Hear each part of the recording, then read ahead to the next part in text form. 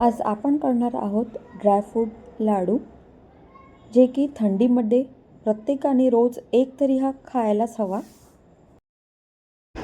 दिवसातून एकदा हा लाडू खाल्ला तर शरीरामध्ये आपल्या खूपशा ज्या कमतरता आहेत त्या भरून निघणार. इथे पहा आपला लाडू कसा मस्त बनलेला आहे. अगदी खुशखुशीत आणि कडक नाही होणार. मस्त चवेला तर खूपच भारी वाटतो. चला तर मग आपण आपल्या लाडूला तयार करायला लागूया. आता एक कोणतीसुद्धा वाटीने आपण सगळं मेजरमेंट करून घेऊया. ते 1 कप घेतले आहे मी बदाम, 1 कप घेतले आहे काजू, 1/4 कप घेतले आहेत मी अक्रोड आणि 1 पाव इथे साधारण घेतलेला आहे मी मखाणे आणि इथे 1 पाऊच तुम्हाला येणार इथे पेंडखजूर, भोपळ्याच्या बिया, सनफ्लावर सीड्स, काळे मनुके, 2 चमचे सुंठ पावडर आणि इथे खारीक पावडर आणि इथे मी घेतलेलं आहे साधारण 2 चमचे खसखस, 3-4 चमचे घेतले आहे तीळ आणि इथे घेतले फुटाणे. फुटाणे हे ऑप्शनल आहे, पण जर टाकणार तर फायदाच होणार तुम्हाला. आता इतकी जाड तव्याची ती कढई घेतली आहे आणि त्यात आपण तूप टाकून घेऊया पहिले. तुपामध्ये आपण सगळ्यात पहिले आता जे आपले बदाम आहे ते भाजून घेऊया. गॅसची फ्लेम अगदी स्लो आहे आणि स्लो ॲचेवरच आपल्याला थोडंसं ब्राऊन होतपर्यंत भाजून घेऊया. आता बदाम झाले आहे आपले व्यवस्थित. आता यातच आपण काजू टाकून देऊया. याला पण एकासोबतच भाजून घेऊया. काजू भाजायला जास्त वेळ लागत नाही, म्हणून पहिले बदाम भाजून घ्यायचा.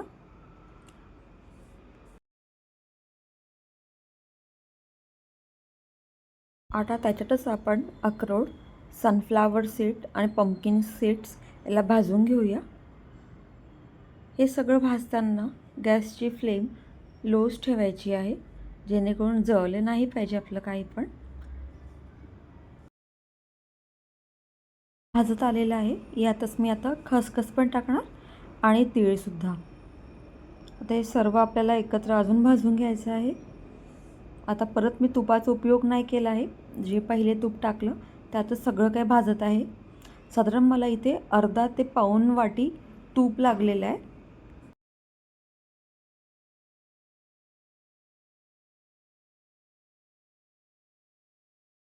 सुद्धा एका परातीमध्ये मी काढून घेते.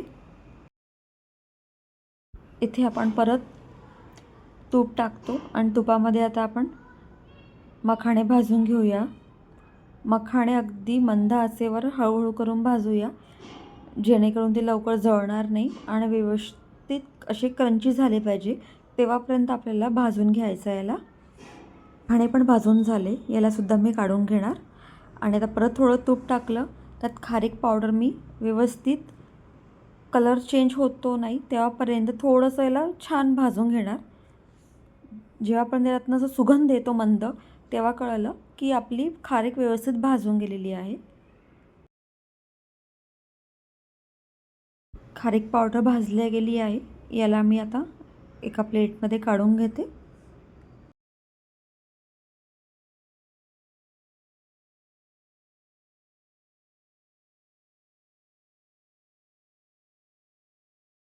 इथे परत थोडंसं तूप टाकलं आहे मी.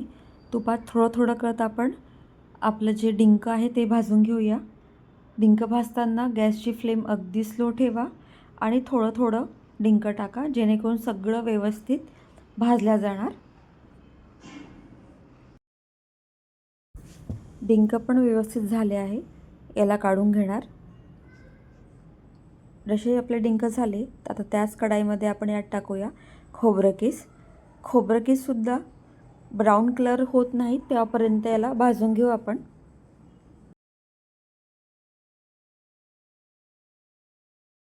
इथे नारळसुद्धा अगदी सोनेरी झालेलं आहे. एका प्लेटमध्ये यालासुद्धा आता आपण काढून घेऊया.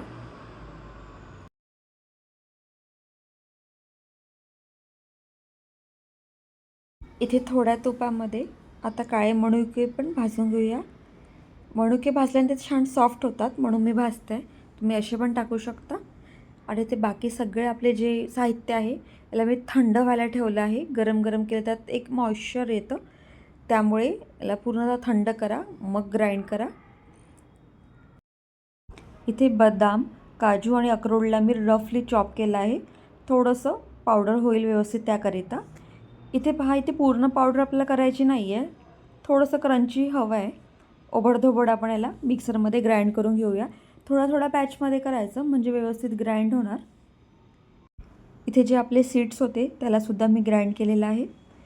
इथे गोंदसुद्धा थंड झाला आहे, हातानेसुद्धा आरामात तोडू शकते, एवढं क्रंची आहे. इथे कोणतीही एखादी वाटी घ्या आणि वाटीने हलक्या हाताने असं पूर्णतः क्रश करून घ्या, म्हणजे तुम्हाला याला ग्राइंड करायची आवश्यकता पडणार नाही.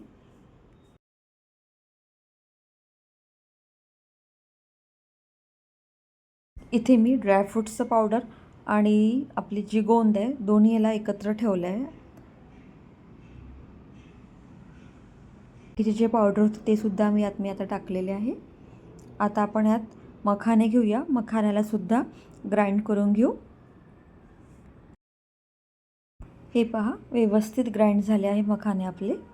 थोडा थोडा बॅचमध्ये करत आपण याला ग्राइंड करून घ्यायचं आहे.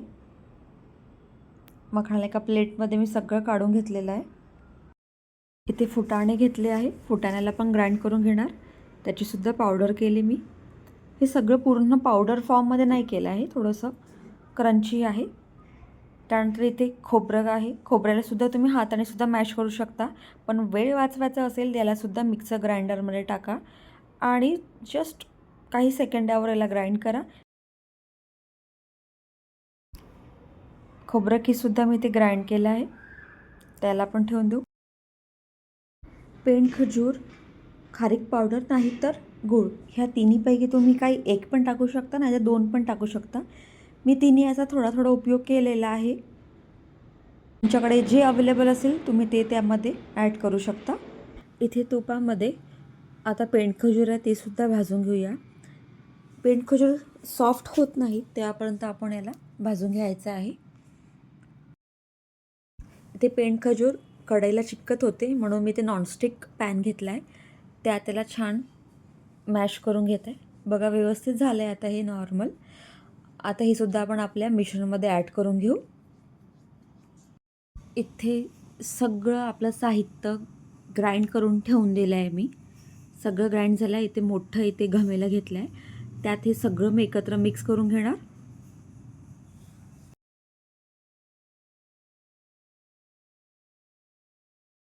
सगळे पावडर मिक्स करून घेऊया. तुम्हाला जर का माझ्या रेसिपीज आवडत असतील तर प्लीज चॅनलला लाईक करा, सबस्क्राईब करा आणि आपल्या फ्रेंड्स अँड फॅमिलीसोबत शेअर करा. इथे आता बाकीचे साहित्य टाकूया. इथे सुंठ पावडर टाकत आहे मी, त्यालासुद्धा मिक्स करून घेते. त्यानंतर आपलं जे पेंडखजूरचं मिश्रण होतं ते सुद्धा टाकत आहे. याला थोडं मिश्रण मिक्स करायला थोडा वेळ जातो, पण हळूहळू करत हे सगळ्याकडे व्यवस्थित मिक्स करा, म्हणजे प्रत्येक बाजूला व्यवस्थित लागणार आहे. आता त्याच पॅनमध्ये इथे मी 1 वाटी गूळ टाकत आहे आणि अगदी थोडंसं पाणी, आणि याला छान बबल्स येतपर्यंत याला शिजवून घेऊया आपण. इथे गूळ पूर्णतः मेल्ट झाला. आता गरम गरमच आपण याला आपल्या मिश्रणमध्ये टाकू.